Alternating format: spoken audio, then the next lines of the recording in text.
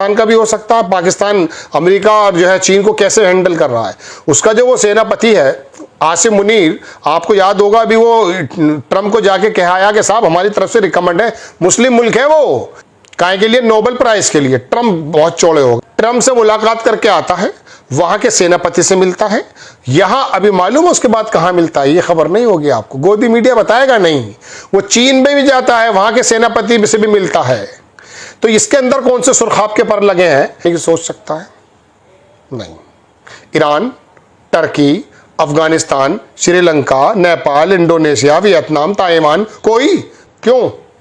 अरे वो अपना काम कर रहा है, लेकिन उससे पहले उसने अपनी मजबूती कर ली चारों तरफ। भाई उसके ऊपर हमला करने से पहले 50 बार सोचेगा अमेरिका।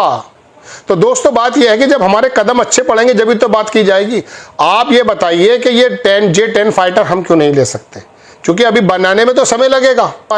तेजस खुद बनाया था, उसका इंजन अमेरिका सारा कई साल से लटका पड़ा है। जब हमने डसो यानी कि जो वहां पर एविएशन कंपनी है फ्रांस की, जहां से रफाइल लिए थे, उनसे जब हमने सोर्स कोड मांगा, किस बात को लेकर के, कि रफाइल के ऊपर क्या हम इस प्रकार का परमाणु मिसाइल या इस प्रकार की मिसाइल फिट कर सकते हैं, उसके लिए सोर्स कोड की जरूरत होती है, उसके लिए मना कर दिया था।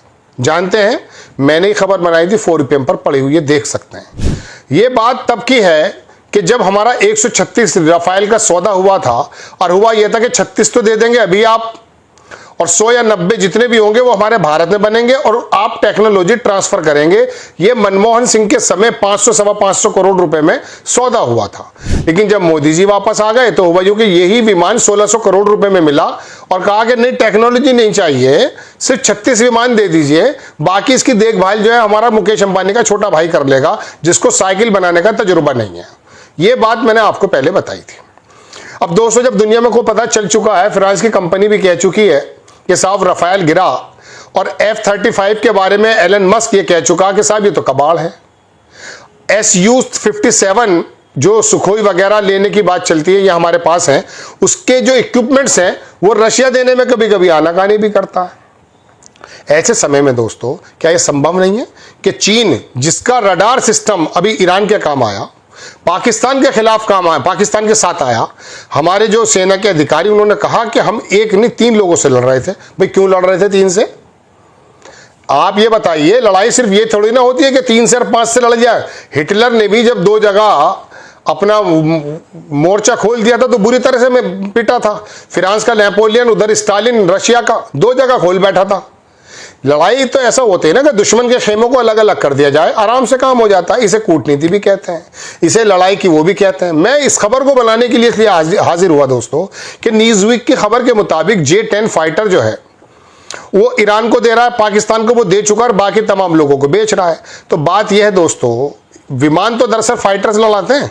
अगर हमें मिल जाए या हमारी R&D रिसर्च एंड डेवलपमेंट इतनी ज्यादा हो कि वाकई हम चीन के सामने जो है उसका सामना कर पाए, लेकिन हमारा तो पूरा टोटल GDP का 0.65 यानी कि 1% से भी आधे से कुछ ज्यादा हम खर्च करते हैं।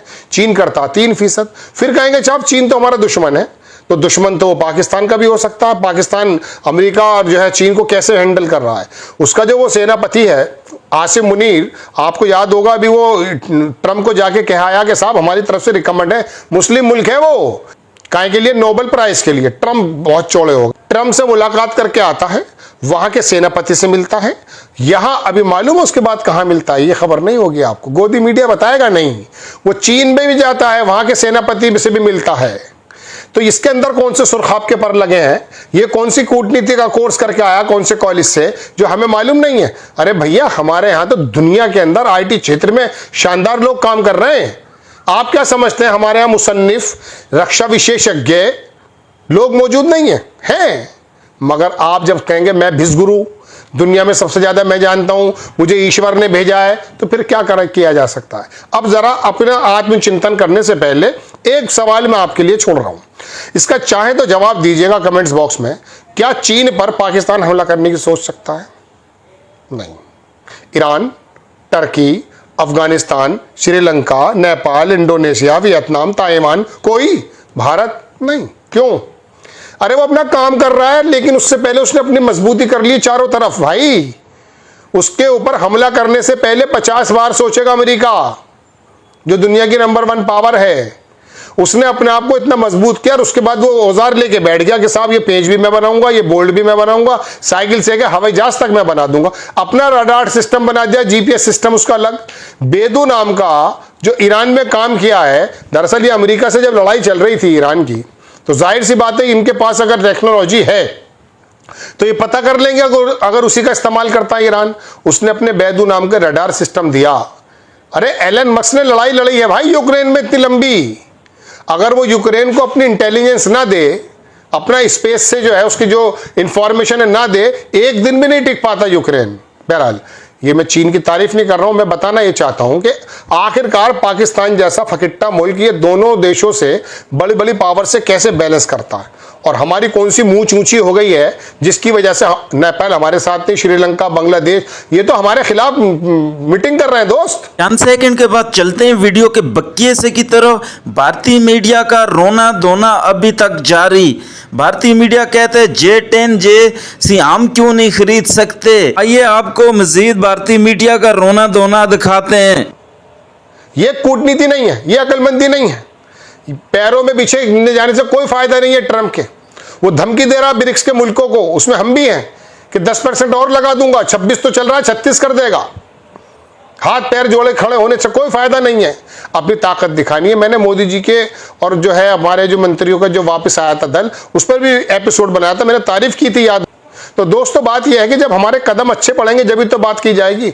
आप ये बताइए कि ये J10 फाइटर हम क्यों नहीं ले सकते, क्योंकि अभी बनाने में तो समय लगेगा, रिसर्च एंड डेवलपमेंट में तो समय लगेगा, पैसा हमारे पास है नहीं, चूंकि 80 करोड़ लोग लाइन में खड़े हैं, उन्हें 5 किलो चावल देके वोट लेनी है।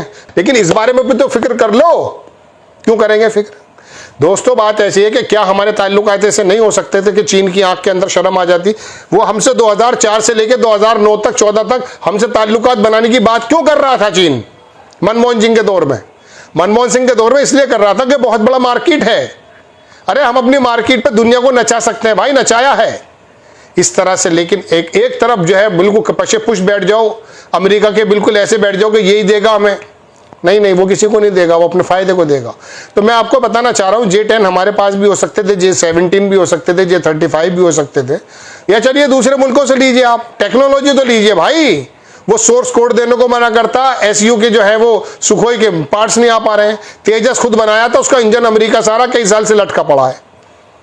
पूछा किसी ने, एक इंजन ही बना देते, नहीं बना। एक मोबाइल तो बना नहीं हमसे अपनी कंपनी का भाई, इतनी नॉर्मल चीजें मैं भी बना दूंगा इसे, क्योंकि चाइना ने इतना हल्का सस्ता मोबाइल बेच दिया भारत की मार्केट में कि यहाँ जो छोटे मोटे बने थे वो लावा या माइक्रोमैक्स या जो भी 1-2 इंडियन थे बाहर से ला करके बना के अपने नाम से बना रहे थे, ना खत्म, उन्हें और सस्ता कर दिया। और हमने क्या काम किया, मोबाइल के पार्ट्स पर इतनी ड्यूटी लगा दी कि उनके होश बिगड़ गए, वरना वो मैचों की भी स्पॉन्सरशिप कर रहा था माइक्रोमैक्स। एक मोबाइल नहीं बनाता है हम, 140 करोड़ के लोग, एक मोबाइल की कंपनी हमारी नहीं है भाई। जो मोबाइल पे देख रहे हो ना, ये एप्पल है या सैमसंग, हुआई या जो भी, वीवो या लावा जो सॉरी वीवो, ये ओप्पो सोप्पो जो भी है, ये हमारा नहीं है। हम बनाते हैं, एप्पल बना दे, एप्पल 17 बिलियन का बनाते हैं, 16.5 बिलियन का तो खर्चा आता है। जॉब वर्क करते हैं हम, और उस पर कभी कभी ट्रम्प ये कह देता है एप्पल के मालिक कुक से, यहां पर कोई कारखाना मत लगाना। मेरी लैंग्वेज समझ में नहीं आ रही होगी, लेकिन मैं एक भारतीय की तरह बात कर रहा हूं। मैं अपने लोगों से मुखातिब हूं, जो मेरी जबान को समझ रहे हैं, मेरे दर्द को समझ रहे हैं, मैं उनसे मुखातिब हूं। दिमाग में अगर गोबर भरा हुआ है तो वो जाओ सुधीर चौधरी को सुनो जाकर। के अंदर कल एक दुर्घटनापूर्ण स्थिति बनी, और स्थिति यह थी कि हमारे एक फाइटर जेट ने राजस्थान में क्रैश होने की खबर पाई, या क्रैश लैंडिंग ही हो गई। हमारा एक फाइटर जेट था, उसके अंदर 2 पायलट सवार थे, वो लास्ट में इजेक्ट नहीं कर पाए। ये घटना राजस्थान की है, राजस्थान में चूरू जिले की। श्रीगंगानगर जिले में सूरतगढ़ एयरबेस से एक फाइटर जेट उड़ता है और वो चूरू के नजदीक पहुंच करके क्रैश कर जाता है।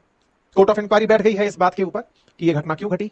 तस्वीरें आई, तस्वीरों ने लगभग समस्त भारतीयों को एक बात पर सोचने के लिए विवश कर दिया कि इस साल में यह तीसरी घटना है। मैं जो सामान्य नागरिकों के जहाज हैं उनकी बात नहीं कर रहा हूं, फाइटर जेट की बात कर रहा हूं। और जो फाइटर जेट यहां पर गिरा, यह ट्रेनिंग जेट बताया गया था, जगुआर नाम से इसे जाना जाता है। 2025 में तीसरी दुर्घटना है। ये तस्वीरें बाहर आती हैं, तस्वीरें देख करके हर व्यक्ति यही सोच रहा होता है कि इस तरह की दुर्घटना में जो भी होगा उसका निशान भी नहीं बचा होगा। और ये सच भी है साथियों, इसमें जो शहीद हुए हमारे पायलट्स हैं उनके शव बहुत ही क्षत विक्षत स्थिति में मिले। यहां पर तस्वीरें ग्रामीणों की हैं, यहां पर तस्वीरें विमान के उन टुकड़ों की है जिन्हें आप तस्वीरों के माध्यम से देख सकते हैं। यहां पर बैज मिला इस विमान का कि इसका नाम सैपकैट जगुआर था। हमारे दो pilot squadron leader Lokendra Singh Sindhu और फ्लाइट लेफ्टिनेंट ऋषिराज सिंह इसमें शहीद हो गए। आज का सेशन इसी बात पर है, कल ये बड़ी सुर्खी बनी, साल भर में ये तीसरी बड़ी घटना है। ऐसे में आज का बड़ा सेशन इस बात पर है कि आखिर कब तक हमारे देश में यूं ही फाइटर जेट क्रैश होते रहेंगे। आपका तर्क हो सकता है कि सर फाइटर जेट्स बने ही उड़ने के लिए हैं, विमान चलते हैं तो गिरते हैं। एक साल में 3 फाइटर जेट गिरना। अभी थोड़े दिन पहले ऑपरेशन सिंधु के टाइम पर जब पाकिस्तानियों ने ये फेक खबर उड़ाना शुरू करी थी कि हमने भारत के इतने फाइटर जेट गिरा दिए, समस्त भारतीय उद्विग्न थे इस बात से। सुन रहे हैं आप, फेक खबर उड़ानी शुरू कर दी थी, खुद मानना शुरू हो चुके हैं। लेकिन ये जो गोदी मीडिया के चमचे चमांटे या सो कॉल्ड एनालिस्ट हैं, ये कभी भी नहीं मानेंगे अपनी बेइज्जती, अपनी जिल्लत। देखिए तुम नंबर भी कैसे बढ़ा सकते हो? अगर थोड़ी कैजुअलिटीज हैं तो हमारी सेना बताएगी, हमारी तरफ से बताया जाएगा कि क्या हुआ है। लेकिन हमने इतने गिरा दिया, हमने उतने उड़ा दिया, हम उस बात से बड़े ही परेशान थे। और हम खुद से कितने विमान गिरा ले रहे हैं, हमने तो ये दुश्मनों को मारने के लिए रखे थे, हम ट्रेनिंग में गुड़ जा रहे हैं। इसके पीछे आज आपको वो कारण पता चलेंगे जिसके बाद आपको लगने लगेगा कि क्या वाकई में भारत के अंदर निर्णय लेना सरकारों के लिए इतना मुश्किल है, या इच्छा शक्ति का अभाव है। कहीं गरीब तो नहीं है हम बहुत ज्यादा, या फिर कोई ऐसी स्थिति तो नहीं है जो हम देशवासियों को नहीं पता है बस, और वो चले जा रही है कि राष्ट्रभक्ति के नाम पर चले चलो। आज इस विषय पर डिटेल चर्चा होने वाली है। इस डिटेल चर्चा में इस बात की कि ये फाइटर जेट जगुआर 30 तक ये रिटायर नहीं होंगे। एक साल में 3 तो गिर ही रहे हैं। ऐसे कितने हमारे पास हैं? कौन कौन से फाइटर जेट्स हमारे पास हैं? क्या भारत की एयरफोर्स किसी चुनौती का सामना कर रही है? क्या हम पड़ोसी से मिलने वाली चुनौती को हल्के में ले रहे हैं, जो 5th जनरेशन फाइटर जेट्स के प्रोक्योरमेंट में इतनी तेजी दिखा रहा है? और भारतीय सेना या भारतीय सुरक्षा बल, जैसे Indian air force, coast guard, navy, जिनके पास फाइटर जेट्स होने चाहिए सुरक्षा के लिए, प्रॉम्प्ट रिएक्शन के लिए, क्या उनके पास कोई कमी है? ये तीनों दुर्घटनाएं हैं जो इस साल घटी। मार्च 7, अप्रैल 2 और जुलाई 9। मार्च 7 में हरियाणा में यह घटना घटी, मार्च 2 के दिन गुजरात में यह घटना घटी और जुलाई 9 में ये राजस्थान में घटना घटी। ये तीनों तस्वीरें एक ही फाइटर जेट जगुआर के क्रैश होने की है। एक टाइम याद होगा आप में से बहुत से लोगों ने एक फिल्म देखी होगी, रंग दे बसंती नाम से थी, जिस फिल्म के अंदर नायक का एक मित्र, एक और नायक एक फाइटर जेट क्रैश में शहीद हो जाता है और उसी के ऊपर फ्लाइंग कॉफिन नाम से एक वर्ड निकल कर आता है कि ये उड़ता हुआ ताबूत है, MiG-21। उसको तो हटा लिया गया, लेकिन जगुआर कब तक हटेगा और अब तक क्यों नहीं हट रहा है? क्या है इसकी स्थिति? चलिए विश्लेषण करते हैं। क्योंकि हमारे देश में चर्चा इस बात पर बहुत तेजी से हो रही है कि 1979 में इंडक्ट हुए फाइटर जेट तो अगले 2040 तक भी चल ही जाएंगे और हमारे देश में पॉल्यूशन के नाम पर 10 साल पुरानी कार नहीं चल पा रही है। हालांकि इन दोनों के बीच में किसी तरह का रिजेंबलेंस करना मात्र केवल घटना को ही मजे लेने वाली बात होगी। लेकिन बात यह है कि हमारा देश क्यों नहीं इस पर कोई बात कर रहा है? हमारे देश के अंदर जिस तरह से आत्मनिर्भर भारत, रक्षा के अंदर हम लोग एक्सपोर्टर की भूमिका में देखना अपने आप को चाहते हैं, तो भारत सरकार कहां पर अटकी है, कहां पर विचार अटके हुए हैं, आइए बताते हैं। पहले थोड़ा सा घटना पर प्रकाश डाल लेते हैं जो कल घटी, हमारे पायलट्स को याद कर लेते हैं और अल्टीमेटली उन पायलट्स के साथ और आने वाले समय में हमारा प्रयास भी होगा कि कुछ ऐसे, क्योंकि असल में साथियों एक बहुत बड़ा प्रश्न है और वो बड़ा प्रश्न ये है कि हमारे देश में जिस भी तरह की ये दुर्घटनाएं हो रही हैं, इनमें आप केवल एक नंबर सुनकर रह जाते हैं और वो नंबर ये होता है कि 2 पायलट शहीद, 1 पायलट शहीद, पायलट नहीं निकल पाए, इजेक्ट नहीं हो पाए, और आपके लिए वो एक नंबर मात्र रह गया, 2, 1 या कोई नहीं, या फिर कहीं सिविल सोसाइटी के ऊपर उनकी वजह से कोई नुकसान नहीं हुआ। अभी भी इस न्यूज में खबर यही चलाई जा रही है कि साहब इन्होंने फाइटर जेट को किसी प्लेन एरिया में ले जाकर गिराया, अदरवाइज ये किसी ऐसी जगह पर गिर सकते थे जहां पर 2000 लोगों की इस वजह से मौत हो सकती थी। ये ठीक बात है कि उन्होंने अपनी ड्यूटी सही से निभाई, लेकिन किसी की तो ड्यूटी चूक रही है। और एक बड़ा सवाल भी है, उस परिवार का क्या होता है जो इनके पीछे आश्रित रह जाता है?